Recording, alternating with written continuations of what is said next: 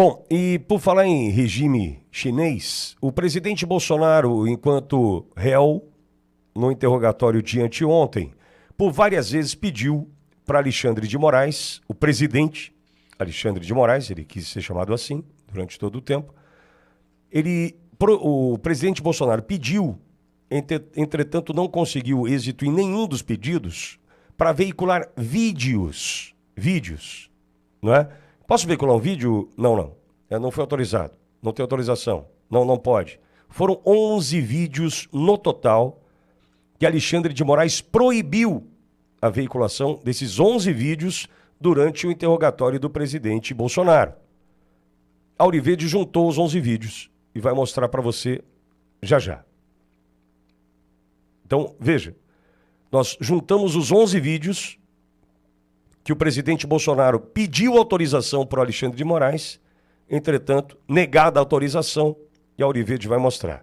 Enquanto o Edson prepara ali, são 11 vídeos, vou colocar todos na sequência, são curtos, vou colocar todos na sequência, para a gente poder entender o que o presidente Bolsonaro queria mostrar para o Brasil e o mundo, durante seu interrogatório. Muito bem. Atendendo a pedidos, nós vamos veicular agora os 11 vídeos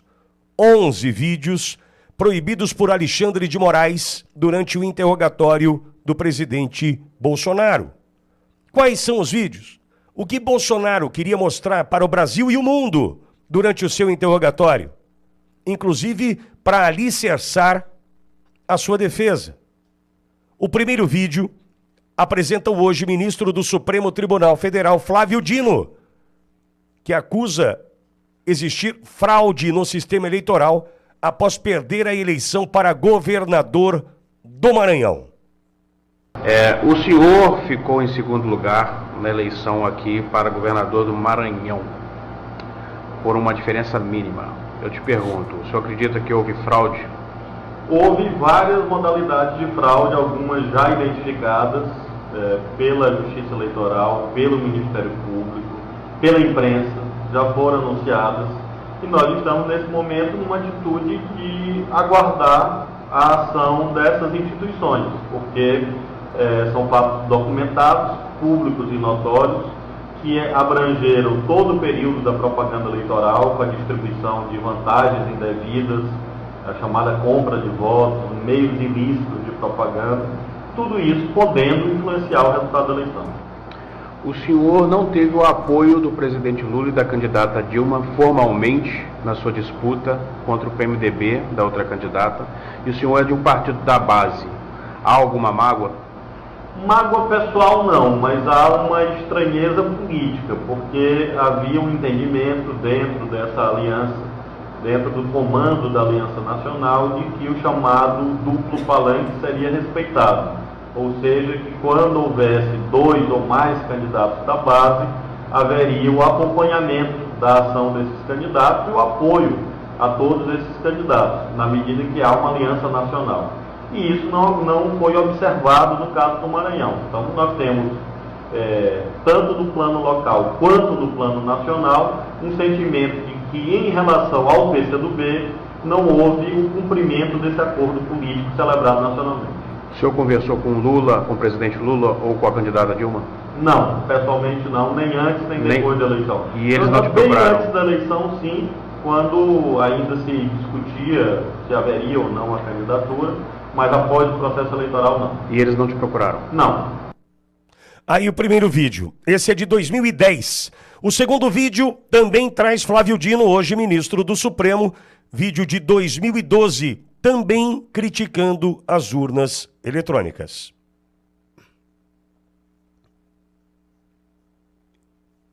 Eleitoral parecia premonição, eu dizia, acolhendo uma proposição do PDT, de que havia necessidade de aprimorar o sistema de urnas eletrônicas no Brasil. E essa eleição, a qual eu vivenciei um ano depois, quer dizer, há um ano atrás eu já pensava assim. E hoje tive a oportunidade, não gostaria de ter tido, mas tive a oportunidade de ser vítima de um processo que precisa ser aprimorado, precisa ser melhor auditado, precisa ser melhor acompanhado, que é o sistema das urnas eletrônicas. Como é que se dá a votação eletrônica, como é que se evita o eleitor votando por outro, que foi esse debate no Supremo, da carteira de identidade, que foi mal colocado, que foi mal posto. O Congresso estava certo ao exigir, pelo menos, o documento de identidade com foto. Por quê? Porque evita, diminui as fraudes, porque o caminho seguinte era a Justiça Eleitoral tirar daquele livro de eleitores o número do título. Porque é o número do título ali que permite que o mesário vote pelo eleitor que não foi, ou pelo eleitor que morreu. O que acontece hoje? Das 5 horas da tarde, o mesário verifica lá em consórcio com os fiscais, verifica os eleitores que não compareceram, porque não foram, porque morreram, porque viajaram. Com o número do título, ele libera a urna eletrônica e vota quantas vezes ele quiser. Então esse é um tema da maior gravidade. E nós estávamos certos na elaboração da lei.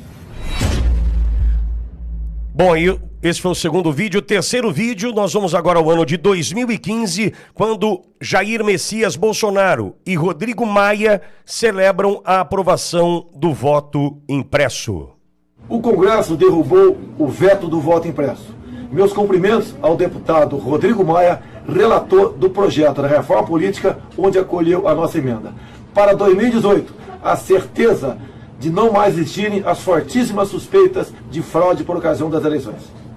E agora na reforma política eu tive a oportunidade de relatar a emenda constitucional e agora o projeto de lei em que tive a oportunidade de incluir a questão do voto impresso por ideia, proposta e trabalho do deputado Jair Bolsonaro, que no início desse debate talvez tenha sido um dos poucos deputados que acreditava que nós pudéssemos incluir na emenda constitucional e depois no projeto de lei que tive a oportunidade de também relatar. Então quero agradecer ao deputado Bolsonaro, agradecer ao plenário. A decisão de derrubar o veto do voto impresso é uma vitória da sociedade brasileira que pode ter o direito, a partir das eleições de 2018, de recontar qualquer uma das urnas.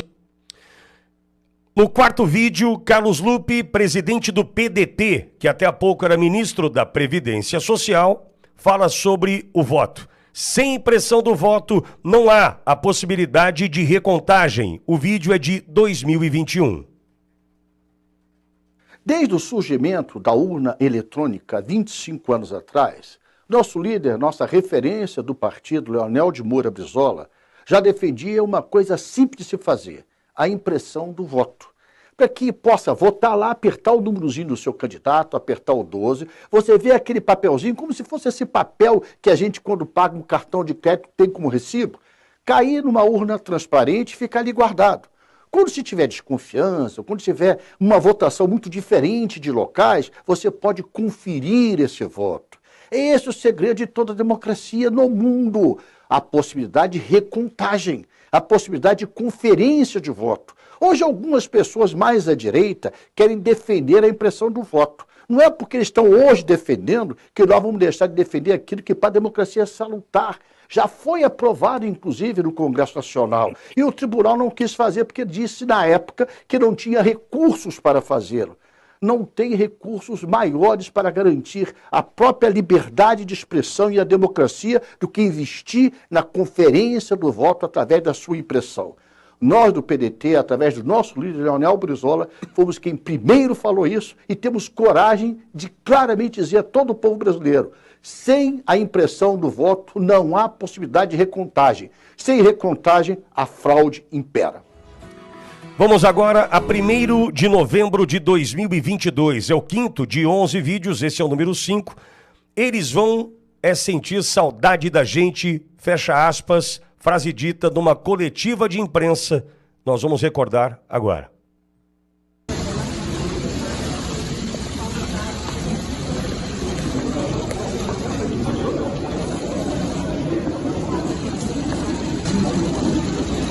Não sentia saudade da gente.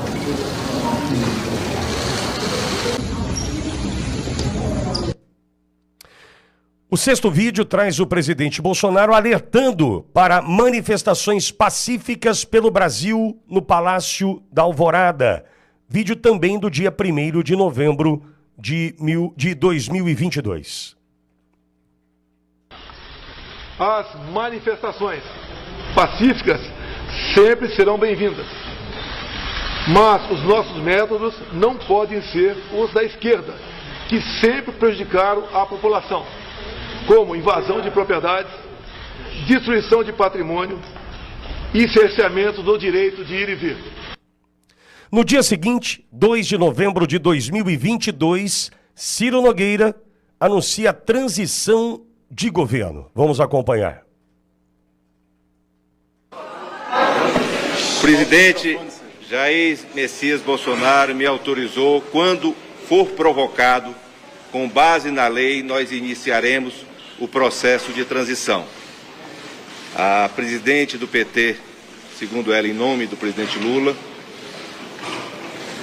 disse que na quinta-feira será formalizado o nome do vice-presidente Geraldo Alckmin. Aguardaremos que isso seja formalizado para cumprir a lei no nosso país.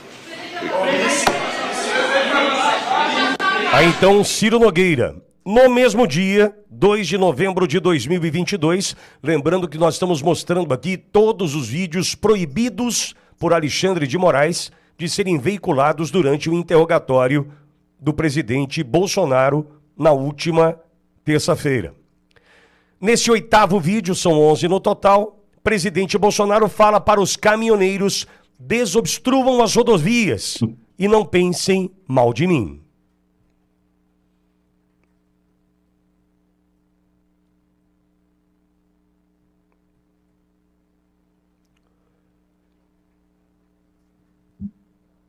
Esse é o vídeo de número 8. Brasileiros que estão protestando por todo o Brasil.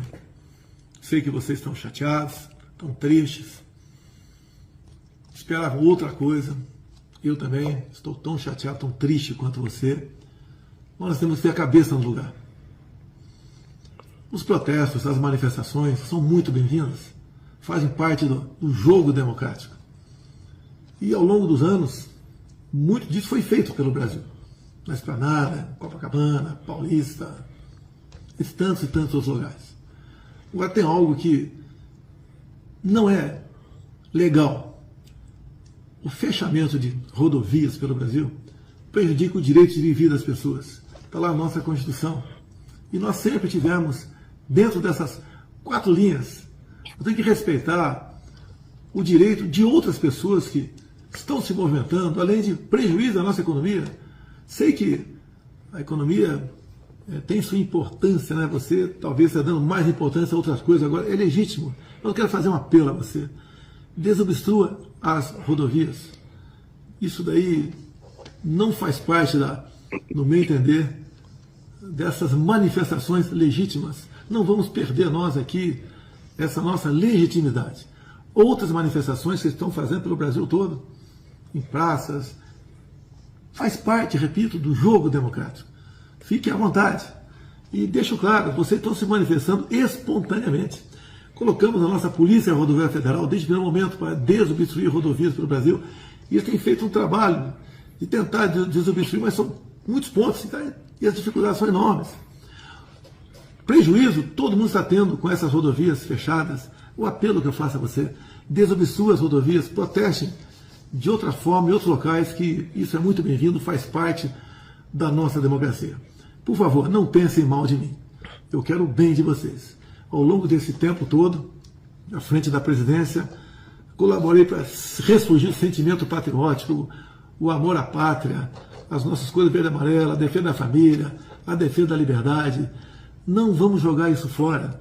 Vamos fazer o que tem que ser feito. Estou com vocês. E tenho certeza que vocês estão comigo. O pedido é rodovias.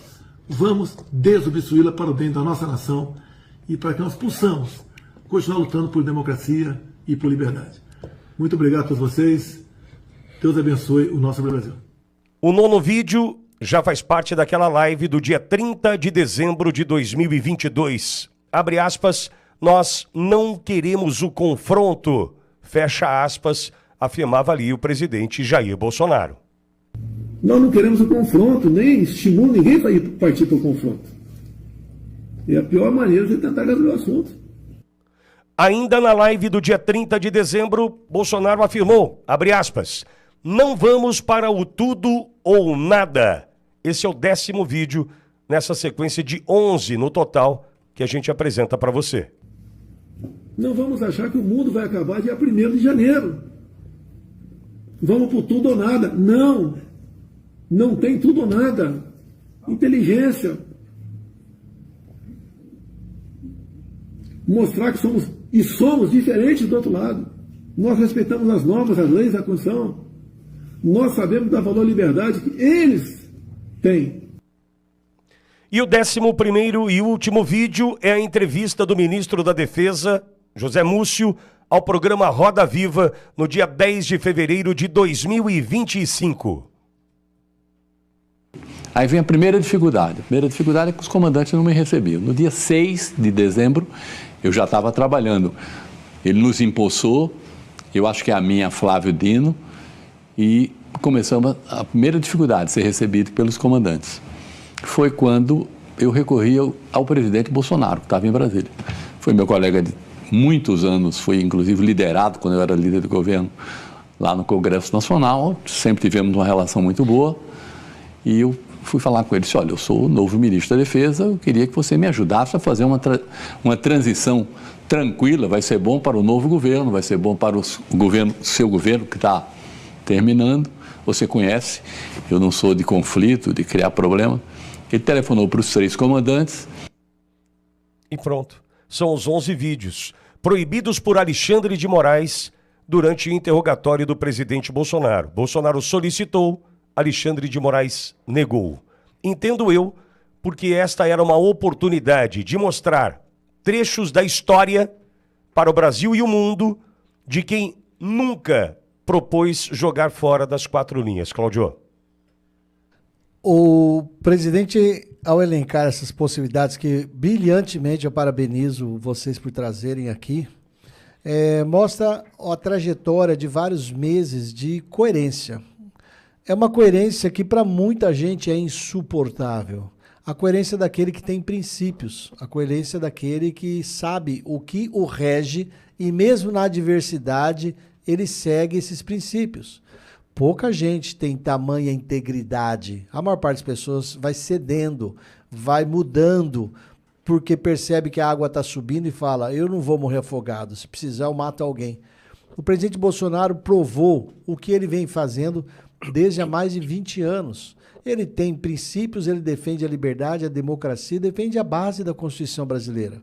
Quem não defende a base da Constituição brasileira é aquele pessoal que tem uma linha de pensamento muito simples, que os meios justificam os fins. Ou seja, se a finalidade tua, se seu fim é chegar ao poder e conquistar tal resultado, você aceita fazer qualquer coisa no meio para alcançar aquele resultado.